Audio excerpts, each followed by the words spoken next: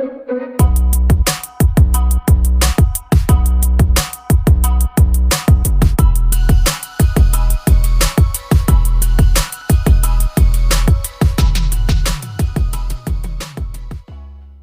you a passionate wedding business looking to take your career to the next level? Do you dream of building a thriving brand, creating unforgettable experiences, and expanding your network inside the wedding industry? If so, mark your calendars and get ready for a day that will totally transform your business. On Wednesday, the 15th of November, in the award-winning Old Kent Barn in Kent, we're bringing together industry giants who have built their businesses from the ground up and are ready to share their insights, strategies, and secrets with you. Whether you're a seasoned pro or just starting out, their expertise will be invaluable. We've designed an event to foster a relaxed atmosphere where you can learn and connect comfortably. There's going to be no stuffy boardrooms or endless PowerPoint presentations here. Instead, you can expect interactive sessions, open discussions, and opportunities for you to ask questions and seek advice. You'll leave with practical takeaways that you can apply to your wedding business immediately. Discover how to tell your brand story visually, create captivating content, and present your services in the most appealing way possible. Your brand's image matters, and we'll show you how to make it shine, reach more of the clients you love, step into your superpower as a wedding business, raise your prices with ease, and tailor your services for higher end or luxury clients. Plus, each attendee will receive individual branding photographs with our personal branding photographer that you are going to be able to use inside your marketing and your socials. Connect with fellow wedding professionals, venue team members, and our esteemed speakers. Expand your network, exchange ideas, and build lasting relationships inside the industry. You never know where your next collaboration or referral may come from. If this sounds like a bit of you and you want to be in the room on the 15th of November at the award-winning Old Kent Barn in Kent, then head on over to the link in show notes and book your ticket for WedCon now.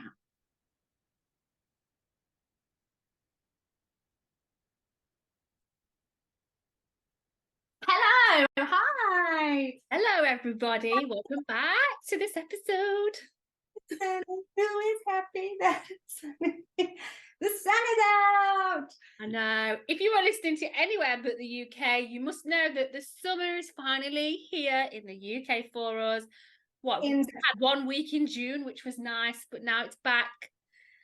And guess what? The kids are going back to school too. Some of your children may already be back at school, you lucky people. My daughter's been asking because I said, oh, we're having an Indian summer, and she's, I don't want an Indian summer, and I'm like, wow, tough. I'm loving it. But this has been a good mood. Right, today we are talking money. We're talking how to triple your income. I love September, actually. September feels like a little bit of a cleanse, a little bit of a start. Kids are going back to school. We're in the last quarter of the year. We can really sit and focus and look at goals again and really look as to whether we're on track or not on track. So we wanted to talk about how to triple your income and what you need to do with your leads to ensure that you are booked up, that you're bringing in more money, that you're booking couples who love you. Maybe you already are working full-time, or you want to work full-time as your business. Maybe you want to bring in team members, or you want to raise your prices, and you just want to regularly and consistently increase your income inside your business that you know you can rely on it going forward. And we wanted to talk to you today about the ways in which you are able to triple your income. Yeah, that's right. We're not here, like, none of us are here just for the fun of it. We all want to run a successful business, and not to mention as well that engagement season is coming up very soon as well. So these tips we're going to teach you today are really going to help you make the most out of those couples that you have dealings with. That is right. So first and foremost, let's go into growing your income. And we know that money can be an uncomfortable topic. We've had these feelings ourselves. We've gone through this ourselves. Feeling that it's a little bit more uncomfortable to talk about, struggling to have that conversation with money with our clients, struggling to raise our prices because of the kind of blocks that we've got ourselves around money. And there is so much that goes into this, and so much for you to think about as a business owner. What does it mean to you? How do you use money in your life? How does it show up in your life? How do you feel about money? What kind of preconceptions have you got about being somebody that earns more money? And perhaps this is something that you might need to look at yourself and look at the kind of those attitudes that you've got towards money inside, not only in your business, but also inside your personal life as well. Yeah, think about what feelings come up for you when you think about making lots of money in your business and being a successful business owner. It might be that you, and I've had experience with this, like my family don't understand being self-employed and running your own business. And sometimes I've almost felt like I've had to prove my worth to them and show them like, actually, I'm making a success out of this, rather than actually, why can't we just feel proud in that we are creating our own kind of destiny, we're running our own businesses and we are smashing it? Whereas actually in the past I've felt almost like it's a bit of a dirty secret, and I don't like that at all. I bet a lot of people will have heard like, oh, cute, oh yeah, you photographed it, that's cute. And then I bet that's so nice working like with brides and grooms and people getting married. I remember when someone said to me, oh yeah, you work now, don't you? And I thought, I've worked for the last 6 years.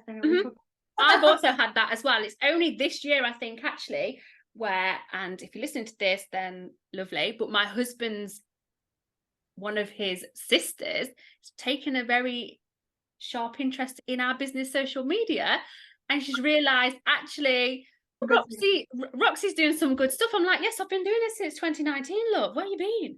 Where have you been? I think it's more about, and you can delve into this topic, and we don't want this podcast to just be about money mindset today. We want to give you some actionable things that you can go away and talk about. But this is something that you can go and dive into and have a look. We are running businesses. We're not running not-for-profits. We're not charities. We're not running side hustles and hobbies.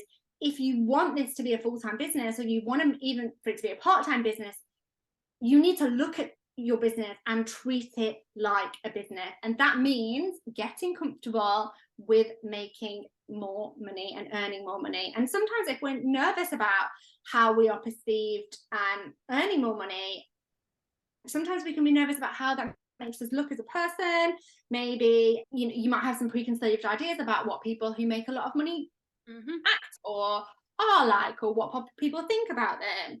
But really, we really need to break that down. Like, this 2023, guys and girls, we don't need to have this bad attachment to ideas about money is bad, or repeat after me, money is good.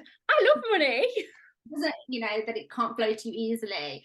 But it is something, if you want this to be your main income, or you want to increase your income inside your business, this is something that you're going to have to look at in terms of the thoughts that you're having about money and your attitudes towards money.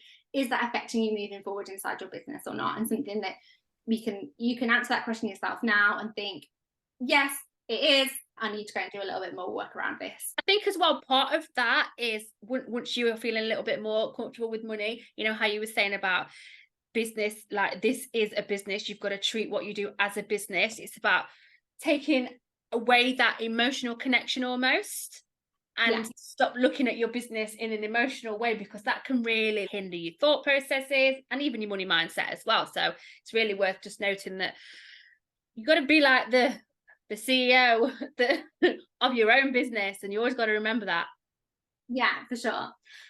Okay, so one of the biggest things that we notice that come up when we're looking at wedding businesses and what's going on inside that booking process, and if you're wanting to make more income inside your business and you want to triple your income inside your business, we need to look at what's going on inside your bookings. The number one thing that we see time and time again is that wedding pros are just marketing to one set of people, and actually there's two sets of people inside the wedding industry that you need to be marketing at any one time.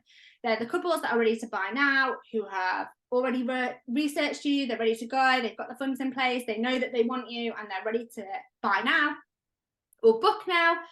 And then there's the couples who are not in that phase yet. They're the people that are going to come back and buy later, and they, for a whole host of reasons, maybe they've just got engaged or are just looking at getting engaged, and yes, they might want you, but they're not quite ready to buy yet. So maybe they've not got the funds available, or they've not researched enough and they need to go away and do a little bit more research. But they're interested in you. Yeah, they're absolutely interested, but they're not quite at that ready to buy stage yet. And what we see happen inside the wedding industry a lot is that all sorts of businesses making a lot of money, businesses making not a lot of money, are treating all of their clients as if they are ready to buy right now. And that is not the case at all. So it's really about stop assuming that every couple that is inquiring with you is ready and is going to book your services there and then. Think about how that inquiry process normally happened. They get in touch with you, they inquire, they ask about prices. You then go, okay, great. Ping over all your information, your prices, your booklet, and then you're like, okay, so here's my information. Just get in touch when you're ready to book. And then that's it. And then you get ghosted. And that's not how really you should be doing that inquiry process at all, because that way you are assuming that, oh, because they haven't got back in touch, that they are not going to book you. It might just be that they are not ready to book you. They maybe have forgotten about you. So it's your job to make sure that you are putting yourself out there in a way that is for the people that are ready to book and those that are still in that kind of looking around, or maybe they need educating a little bit more. And we talk about this as well when we talk about email marketing, don't we? You've got those two kinds of lists. You've got the ones that are ready to book your services and those ones that are still not more, almost on the fence, but maybe their wedding's a little bit further away or the budget's not there yet. And it's about marketing to all people at the same time, cleverly. The buy now couple is a very tiny minority of actually the couples that are in your scope at any one time. And especially if you're location based and you're a location based business, which most wedding pros and services inside the wedding industry are, we know facts that at any one time, there's only about 12% of people in your local area who are in need of your service at any one time. We're only ever marketing to about 12 to 15% of people. And that's all we've got to work with at any one time. Now, we know out of those 12% of people who might need what it is that you do, only about 3% of those people are the buy now couple. So those are the couple that have done the research already, or they've got the funds already, or maybe they're having a shorter engagement, or they know that they want you and they're here to book. And we also call these people like psychology, like red kinds of people. They don't need a lot of information. They know that they're just going to come, they're just going to book. And a lot of wedding pros are only marketing to these people. And that's where a lot of the marketing out there is, and a lot of the responses are marketing to these sorts of people. What are you doing to check in with the other 12% of people that are it's full of people? Yeah, that need that more research, need to go away and do some more research, need to go away and do some more education. Maybe they need to save some more. And most wedding pros are just assuming that all the couples are in that buy now phase and they're treating them like that. Exactly what you said, when they're inquiring, they're just giving them the prices and they're wondering why they're getting ghosted, or maybe they're following up a couple of times, but that's it. What can you be doing and what can you be implementing? What strategies can you have that also markets to that buy later couple? So we're talking about education. What education does your couple need to book you? We're also talking about education around any pricing that you've got or any packages that you've got. Do you offer like flexible payment plans so people can make that decision to book with you now, but maybe pay for you a little bit later on down the line? Any of these things to market to that person, because it's very possible that person knows that they want to book with you, but they're just not ready to book yet. And this is really what we see a lot of wedding pros making a mistake with. So this is the one we really want you to focus on, is incorporating language, incorporating email marketing, incorporating the way you respond to clients that are inquiring about your services, how many times you follow up with them, all of these things to ensure that you are not ignoring that vast pool of people that fall into the buy later couple as well. So that's just two of the ways that we can increase our income over the next however long. You can kind of action these things now to decide that you're going to want to increase your income to end this year and go into next year as well. A lot of people will be looking at their pricing coming into a new year, coming into like new bookings for next year, and looking at their pricing as well. But we also wanted to talk to you about some other strategies in terms of how you can triple your income going forward. Yeah, and one of those, and it's actually a really simple way in being able to increase how much you can take per couple, is to have a think about what upsells that you can provide your couples with. as well as the service that they have actually booked with you. She's laughing at me because I stifled a yawn. I stifled a little I yawn. thought you were going to sneeze. No. No, just an audio today, just in the ears. So yeah, upselling. An upsell is basically like a piggyback product or service that you can attach to something that your clients are already purchasing from you. So have a little think about the things that you can provide alongside. Yeah, so offering extras on any products that you've got, any services that you've got, and identifying opportunities throughout your consultation and throughout the wedding planning as well. It doesn't just need to be a one and done in the consultation part. It can be done throughout the whole planning process. Do you have, and it can be streamlined as well. So you could put this into an email sequence and then throughout the year offer them things at timely parts of their wedding planning journey. So it might be engagement party, or it could be coming up to Christmas and you might have other services that you want to offer, or do you want to offer them an upsell on their wedding album or something for their hen party or stag do.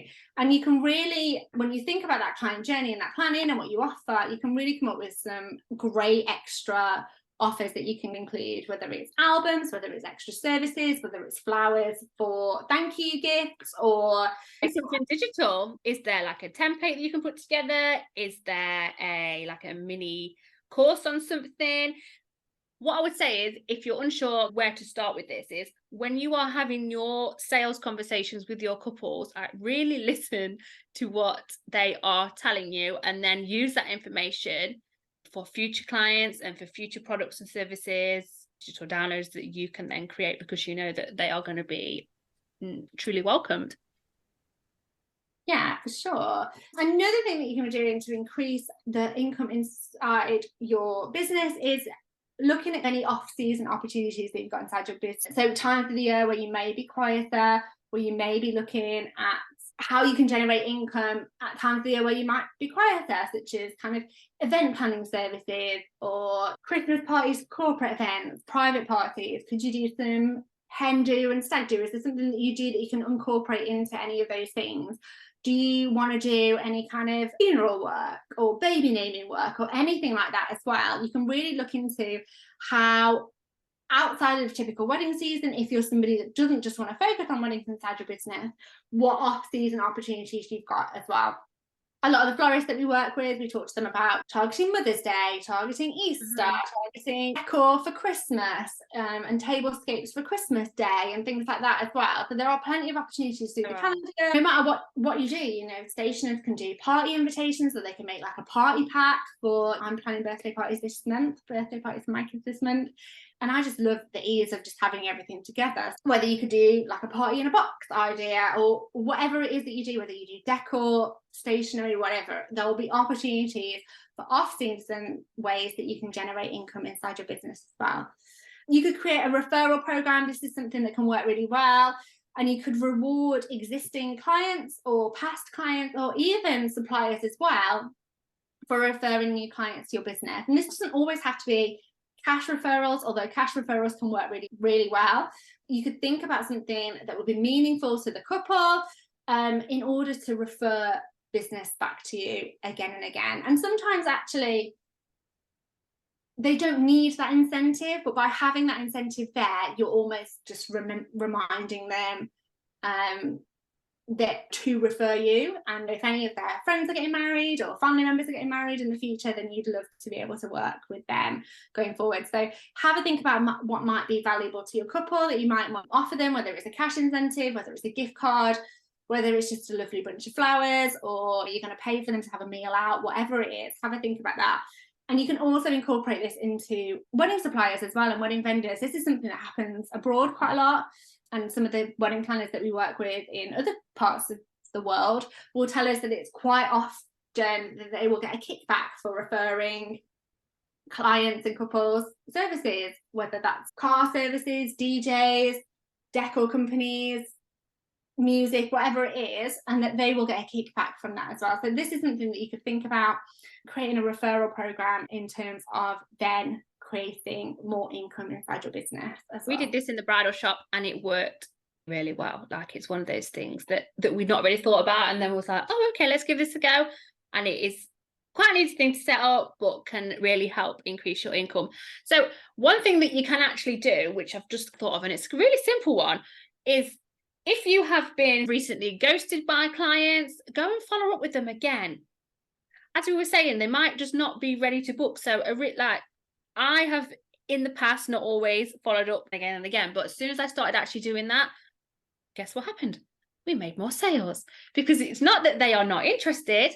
Quite often it's that they have forgotten to reply, or something else has popped up, or it was on their to-do list and then it's got pushed back. So there's a number of reasons. And so just following up in a nice, helpful way, not a salesy way, can really actually increase your money coming into your business just by simply following up with those leads that you've already got.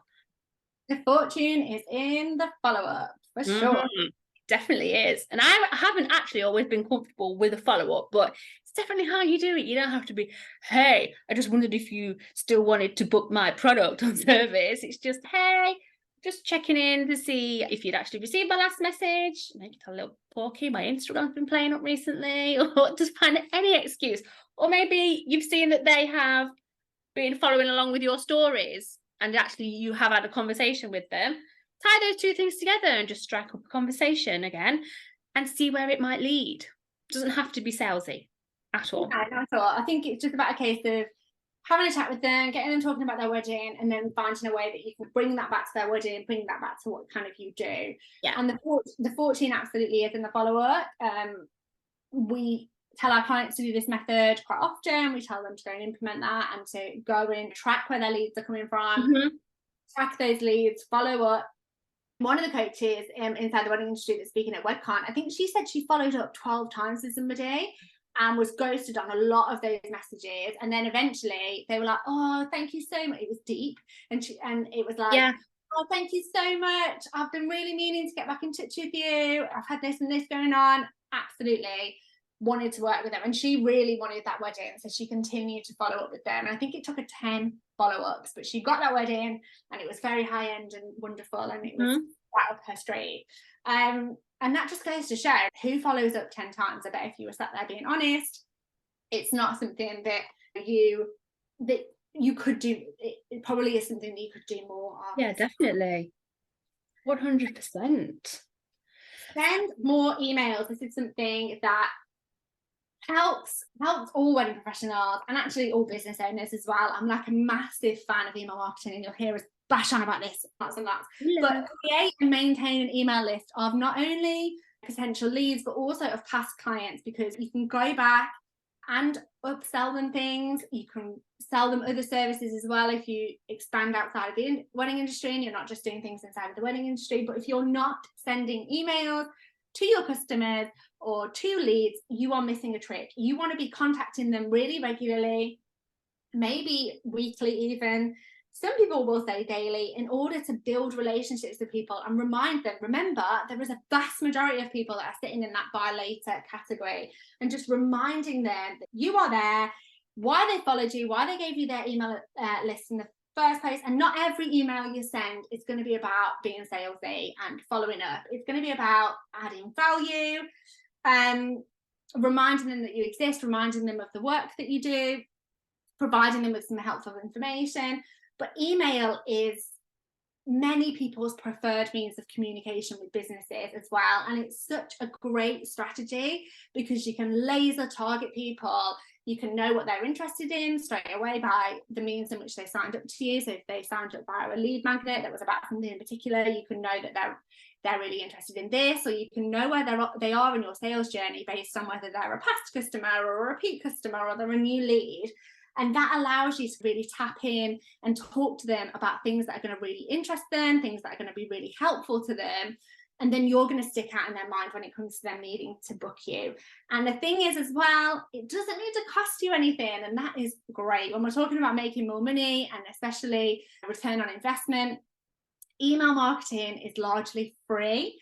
There are some great email marketing providers out there if you're just starting out. And if you're not just starting out and you're wanting to grow your list and maybe send better emails, it's relatively low cost, isn't it? And you can tap into numerous customers going forward about as well. We have an amazing email service provider, don't we? It's called Flowdesk. We can get you a bit of a free trial, so I'll pop the link for that in the show notes. It's really actually easy to use. If you love kind of Canva, which is a bit drag and drop, you're going to like Flowdesk as well. It's very, very similar to that. I love an email like this because you can brand it, you can add your images, you can really speak directly to those the inboxes that you are landing in. So actually, we've given you a load of tips there that you can then now go and implement inside of your business. Nothing that cannot be done by all of you lovely listeners. We would love to hear your thoughts. So if you've got any thoughts about anything else that you could do to earn some extra income in your business, hop over to our Instagram and tag us in a story at wedding_business_hub. We'd love to hear from you. And if you are extra loving our podcast, which I hope you are, hop over and leave us a review. It really helps us to continue to bring you all these amazing episodes that we do. So yeah, we hope to hear from you. Yeah, go in action. Let us know what the one takeaway that you're going to do, what you're going to go and do more of, or the one kind of light bulb moment that you have from this podcast. It really helps us to know. We're going to do these kind of 20-25 minute pods over the next kind of 3 or 4, where we're really going to get to grips with making that difference to end this year on ways where we can pull in more revenue for your business, end on making more money, get you closer to those goals that you set at the beginning of the year, and really get you ready for engagement season as well. So over the next kind of 3 or 4, we're going to do short, impactful podcasts where you can go away, take away the information and implement that straight inside your business. So let us know what you need help with. Drop us a DM over on Instagram or send us an email. Hop into our Facebook group, The Wedding Business Hub, and let us know what we can help you with, and we will bring you more episodes like this and other things that you can implement straight into your business. Thank you so much for listening. We can't wait to see you on the next episode, and yeah, go and enjoy the sunshine, everybody. Take care, everyone. Bye.